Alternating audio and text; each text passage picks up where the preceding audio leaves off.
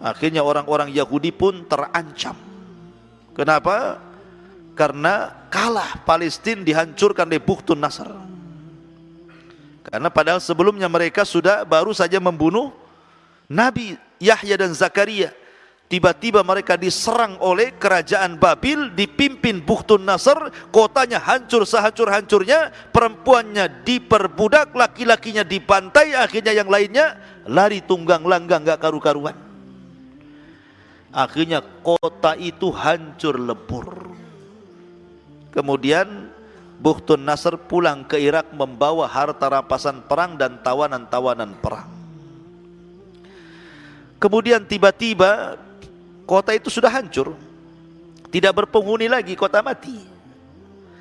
Tiba-tiba ada seorang nabi lewat, namanya Uzair alaihi salam. Di sini cerita dimulai, au kalladzi marra ala qaryatin wa hiya khawiyatun ala urushiha. Atau seperti orang yang melewati sebuah negeri yang bangunan-bangunannya telah roboh hingga menutupi reruntuhan atap-atapnya. Jadi Nabi Uzair ini melihat Palestina yang tadinya megah, rame, sekarang sudah roboh. Enggak ada orang, bangunannya rusak. Ya. Maka Uzair pun berpikir, kemudian termenung dan mengatakan, anna yuhyi hadhillahu ba'da mautiha, kata Uzair. Mungkinkah Allah Subhanahu wa taala kembali menghidupkan kota setelah kematiannya? Uzair bukan mengingkari kuasa Allah, tidak. Seperti kita lah sekarang itu melihat Suria, perang Suria yang tadinya kota yang sangat indah, setelah terjadi perang bom sana sini akhirnya banyak yang rusak. Tentu kita berpikir kapan Suria seperti dulu. Nah, gitu ya. Mungkin gak dia bangkit lagi? Nah, Uzair mengatakan seperti itu ketika melihat Palestina hancur, dihancurkan Bukhtun Nasr. Uzair ini berpikir, barusan kemarin saya lewat kota ini, indah, penuh dengan orang, bangunannya tinggi-tinggi, kok sekarang sudah roboh rata dengan tanah, tidak ada orang pun. Mungkin gak Allah mengembalikan kota ini seperti semula? Nah, itu dalam hati Uzair berpikir seperti itu. Akhirnya karena sudah panas duhur, Uzair pun mencari tempat istirahat. Masuklah dia ke dalam gua kecil, kemudian dia pun menyandarkan, merebahkan badannya, tiba-tiba tidur dan tidak bangun-bangun sampai 1 abad. 1 abad berapa? 100 tahun. Tidur 100 tahun, ikhwan. Antum aja tidur 2 hari itu udah malas luar biasa ya. 100 tahun tidur, puas enggak tuh tidur 100 tahun tuh? Antum enggak puas lah. Jadi akhirnya kemudian tidur 1 abad tuh, enggak bangun-bangun. Masya Allah, kuasa Allah. Lah Uzair ini membawa perbekalan makanan. Di makanan itu ada roti gitu ya. Lah ketika itu kan Uzair sedang buat roti itu. Jadi sedang ngadon roti dengan dikasih asir, dikasih jus gitu ya, dicampur biar lembut rotinya. Ditaruh di panci gitu. Kemudian keledainya diikat di samping gua. Kemudian sambil nunggu makanan itu dia tidur. Rupanya ndak terasa 1 abad dia baru bangun. Apa yang terjadi dengan makanannya? Dan apa pula yang terjadi dengan keledainya? Disinilah kuasa Allahnya. Maka Allah Subhanahu wa taala kemudian bangunkan Uzair setelah fa'amatahullahu mi'ata amin. Setelah Allah buat Uzair itu diwafatkan, maksudnya ditidurkan selama 100 tahun 1 abad. Tsumma ba'atsah, tiba-tiba Allah bangunkan. Diutusnya malaikat suruh bangunkan, bangunkan Uzair tuh udah lama, udah 100 tahun tuh dia tidur tuh. Akhirnya pun dibangunkan sama malaikat. Ditanya sama malaikat, kam labista, berapa lama kau sudah tinggal di sini Uzair? Kata Uzair, labistu yauman au ba'da yaum. Dia kaget, oh boleh jadi saya baru tidur 1 hari atau mungkin setengah hari katanya. Karena dia tidurnya ketika ditidurkan duhur, ketika dibangunkan asar, disangkanya tidur dari duhur ke asar, padahal sudah 1 abad dia tidur. Ya. Akhirnya kemudian dijelaskanlah sama malaikat ini. Malaikat ini mengatakan, ya Uzair, bal labista mi'ata amin. Engkau sudah 100 tahun loh, bukan 1 hari setengah hari, 100 tahun kau tidur tuh. Fangdur ila ta'amika wa syarabika lam yatasanna. Lihat makanan yang dulu kau buat, kau adon dengan asir, dengan khubaz itu, roti dan jus itu, tidak berubah. 100 tahun tidak berubah. Mukjizat. Antum saja kalau buat susu, taruh di gelas, kemudian dibiarkan di lemari, bulan depan baru diminum, kalau dipastikan mencret, pasti mencret. Berubah kan? Buat susu hari ini, bulan depan diminumnya, apa enggak mencret? Berubah. Ya. Ini enggak berubah ini. Padahal sudah 1 abad makanannya enggak berubah. Begitu-gitu aja makanannya itu. Yang masalahnya bukan makanannya, keledainya enggak ada. Makanannya tidak berubah, keledainya tidak ada. Yang dilihat banyak tulang berserak-serak di situ. Jadi dia heran, ini makanannya ada, tapi keledai saya tak ada. Jadi kan disangkanya tidur sebentar masalahnya. Lain kalau makanannya sekalian nggak ada. Ini makannya nggak berubah, lam yatasanna, tidak berubah sama sekali. Tapi kok keledainya nggak ada, tapi kok banyak tulang di bawah ini. Akhirnya kemudian Allah Subhanahu wa taala berfirman, fangdur ila ta'amika wa syarabika lam yatasanna. Lihat makananmu, minuman nggak berubah kan? Tapi wangdur ila himarik, lihat sekarang keledaimu. Walinaj'alaka ayatan linnas, kami akan jadikan keledai itu tanda kuasa Allah bagi manusia. Wangdur ilal idhami kaifa nunsijuha thumma naqsuha lahma. Lihat bagaimana tulang akan dibalut kembali dengan daging dan akan hidup lagi. Tiba-tiba Allah Subhanahu wa taala menghidupkan keledai di hadapan Uzair. Tiba-tiba tulangnya pada bergerak, kemudian mendekat, kemudian menyambung satu demi satu. Tulang itu keluar semua, bergerak sendiri, kemudian saling menyambung, jadilah kerangka keledai. Ini tulangnya. Setelah tulangnya terangkai, tiba-tiba Allah Subhanahu wa taala mengirim daging-daging yang melesat dari mana-mana, nempel di tulang-tulang itu.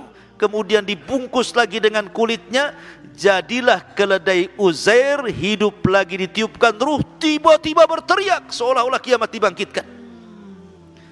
Uzair hanya mangap aja. Kok bisa? Ini kuasa Allah Azza wa Jal. Kenapa? Uzair bingung, ini ada apa ini?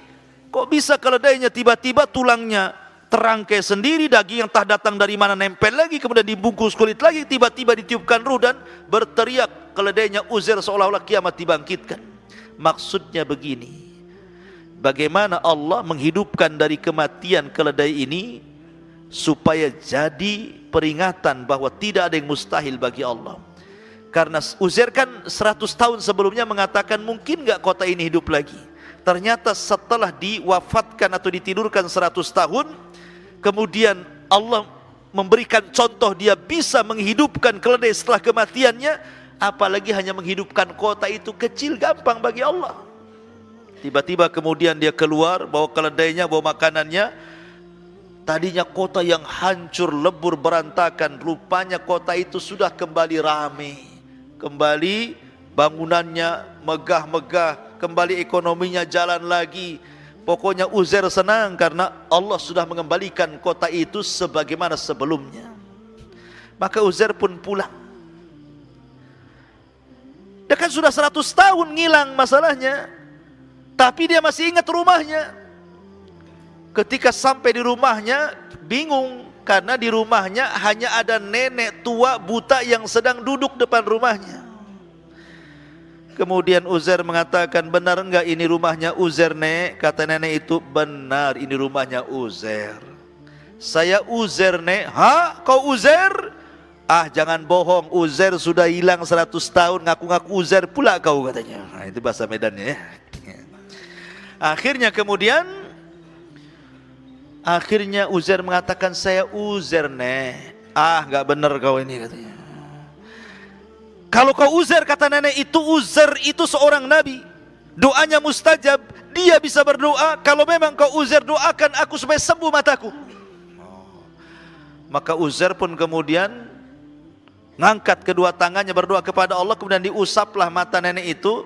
Tiba-tiba dia melihat rupanya nenek itu adalah budaknya Uzair, pembantunya Uzair. Dulu lebih muda, sekarang lebih tua, karena Uzair tidak berubah. Walaupun sudah 100 tahun lewat, tetap segitu saja mukanya.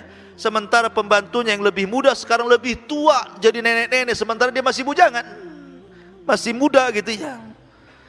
Akhirnya pas kemudian nenek itu melihat Uzair, ternyata majikannya betul Uzair. Hanta Uzair, kau Uzair, katanya kan.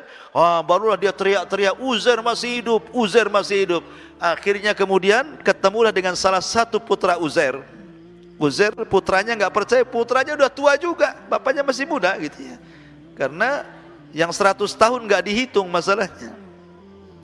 Kalau kau adalah bapakku, katanya, bapakku itu pernah menyembunyikan Taurat sebelum Bukhtun Nasr menghancurkan Palestina. Sekarang di mana Taurat itu? Akhirnya kemudian Uzair pun mencari-cari Taurat. Rupanya setelah ditunjukkan tempat Taurat disembunyikan, Taurat itu sudah hancur kena puing-puing, apalagi sudah 100 tahun. Akhirnya Allah subhanahu wa ta'ala anugerahkan kepada Uzair ingatan mampu menghafal Taurat yang tidak dimiliki kepada Nabi Musa, sehingga dia bacakan Taurat lewat hafalannya. Sejak itulah orang Yahudi menganggap Uzair itu anak Tuhan. Wa qalatil Yahud Uzair ibnullah wa qalatin Nasara al-Masih ibnullah. Orang Yahudi mengatakan Uzair itu anak Allah. Ini peristiwa yang ketiga. Kemudian peristiwa yang keempat, Allah subhanahu wa ta'ala juga menceritakan hal yang sama tentang kisah Nabi Ibrahim ayat setelahnya. Langsung setelah kisah Uzair, langsung ayat 260-nya diceritakan. Wa idh qala Ibrahimu rabbi arini kaifa tuhyil mauta qala awalam tu'min qala bala walakin liyatma'inna qalbi qala faqud arba'atan minat tayri fasurhunna ilaika thumma ij'al ala kulli jabali minhunna juz'a thumma ud'uhunna ya'tinaka sa'ya wa'lam annallaha azizun hakim. Dan ingatlah ketika Ibrahim berkata, ya Tuhanku, perlihatkanlah kepadaku bagaimana engkau menghidupkan orang mati. Allah berfirman, belum percayakah engkau wahai Ibrahim? Maka Ibrahim menjawab, aku percaya Rabb, tetapi agar hatiku tenang. Maka Allah berfirman, kalau begitu ambillah 4 ekor burung. Ada yang mengatakan 4 ekor burung itu 1 ayam, 1 entok, 1 burung, 1 apa ya tafsirannya gitu. Yang jelas dia jenis burung. Kemudian cincanglah 4 burung itu. Kemudian letakkan di masing-masing bukit 1 bagian. Kemudian panggillah mereka, niscaya mereka akan datang kepadamu dengan segera. Ketahuilah Allah Maha Perkasa dan Maha Bijaksana. Jadi Nabi Ibrahim, dan dia Khalilur Rahman, meminta kepada Allah Azza wa Jal agar menerangkan bagaimana Allah subhanahu wa ta'ala menghidupkan setelah kematian di hari kebangkitan. Maka Allah mengatakan, ya Ibrahim, kau tidak percaya aku akan membangkitkan manusia di hari kebangkitan? Kata Ibrahim, tidak, aku yakin, cuma aku biar tenang saja ya Rabb. Kalau begitu begini, kau tangkap 4 burung itu, kau cincang, letakkan kepalanya di Jabal Uhud 1, ya, badannya di mana? Di Himalaya sana 1, ya, buntutnya di mana? Di mana? Di Bandung sana, di Padang 1, Sumatera mana lagi? Di Alor sana, di Flores sana. Cari mana Himalaya sana. Jadi seandainya ini kita contohkan, letakkan gunung sana, letakkan gunung sana, letakkan gunung sana, kepalanya sana, kakinya sini, badannya di sini. Akhirnya Ibrahim melakukannya. Kemudian setelah itu Allah katakan, panggil sekarang.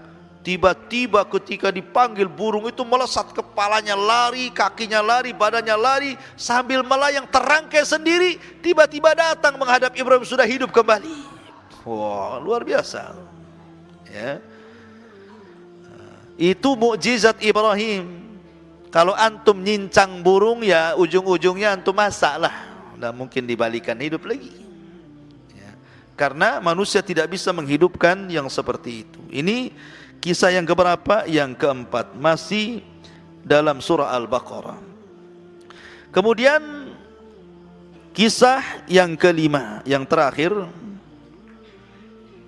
adalah kisah apa namanya? Kisah apa? Masih surah Al-Baqarah. Oh, kisah Nabi Hazkiel. Al-Baqarah 243. Ini yang terakhir ya. 243. Kisah Nabi Hazkiel 243. Allah Subhanahu wa taala berfirman 243, Alam tara ilal ladzina kharaju min diyarihim wa hum ulufun hadaral maut faqala lahumullahu mutu thumma ahyahum innallaha ladzu fadlin 'alan nas walakinna aktsaran nasi la yashkurun. Tidakkah engkau lihat kepada orang-orang yang mereka keluar dari negeri mereka dan jumlah mereka uluf ribuan karena menghindari kematian. Maka Allah berfirman kepada mereka, matilah kalian. Kemudian mereka mati. Kemudian Allah katakan, hiduplah kalian. Maka mereka pun hidup. Sesungguhnya Allah sungguh pemilik keagungan atas manusia, akan tapi kebanyakan manusia tidak bersyukur. Jadi begini kisahnya ikhwan, kisah Nabi Hazkiel ini. Jadi di Bani Israel itu pernah terjadi semacam corona. Dulu kan awal-awal corona di mana di Wuhan, Cina kan. Beritanya kan heboh tuh. Ya. Sampai mayat bergelimpang-gelimpangan tuh enggak karu-karuan di jalan-jalan, sampai daerah negeri mana itu sampai enggak terurus jenazahnya. Meninggal geletak di jalan di mana-mana gitu ya. Macam itulah di zaman Bani Israel terjadi wabah yang disebut dengan wabah Ta'un. Jadi datang Ta'un membunuh ribuan jiwa Bani Israel, lah yang selamat keluar. Yang selamat keluar karena takut tertular Ta'un. Akhirnya yang selamat tidak terkena Ta'un itu mereka karena takut tertular, mereka keluar dari negerinya. Akhirnya mereka cari tempat yang selamat. Ketika sampai di tempat yang jauh dari tempat asal mereka terkena wabah, tiba-tiba baru sampai di tempat itu, rupanya malaikat maut sudah nunggu mereka. Tujuannya menghindar Ta'un supaya jangan terkena penyakit Ta'un agar tidak mati. Mereka keluar dari negerinya, sampai di tempat yang dikira selamat, tiba-tiba malaikat maut pula ada di situ. Lah, ini gimana ceritanya? Menghindar kematian, jatuh ke kematian namanya. Maka ketika mereka sampai melihat malaikat maut, maka Allah perintahkan malaikat maut cabut mereka semuanya nyawanya itu. Akhirnya ribuan orang yang mengungsi mati semua. Kata para ulama, al-qadaru la yamna al-hadaru la yamna'ul qadaru. Al-hadaru la yamna'ul qadar. Bahwa menghindar dari takdir tidak mencegah adanya takdir. Menghindar dari kematian pasti akan dihadapkan dengan kematian lain. Tidak kematian dengan corona, mungkin dengan yang lain. Tidak mesti mati karena corona, yang lain juga penyebab kematian banyak. Tidak mesti dengan Ta'un, rupanya ada memang takdirnya mati. Ketika sampai mereka karena ingin menghindari Ta'un itu, malah mereka dicabut nyawanya di situ oleh Allah. Oh, jasadnya bergelimpangan di mana-mana. Ketika itu Nabi Hazkiel lewat di situ. Kok banyak jasad di mana-mana? Ya. Rupanya jasad-jasad Bani Israel yang menghindar dari Ta'un itu. Maka Allah berfirman kepada Nabi Hazkiel, wahai Hazkiel, maukah kuhidupkan mereka semuanya? Maka Hazkiel mengatakan, ya Rabb, hidupkanlah mereka, kasihan. Biar mereka mendapatkan hidayah dari pelajaran seperti ini. Maka Allah perintahkan kepada Hazkiel, serulah mereka. Maka akhirnya Hazkiel pun menyuruh mereka, dan Allah kembalikan, hidupkan mereka. Akhirnya mereka pun kemudian tobat dan sadar, kemudian mengikuti Nabi Hazkiel, walaupun belakangan kemudian mereka kufur lagi. Lihat bagaimana Allah menghidupkan manusia setelah kematian. Taib, ini diantara 5 peristiwa hidup setelah kematian dalam surah Al-Baqarah.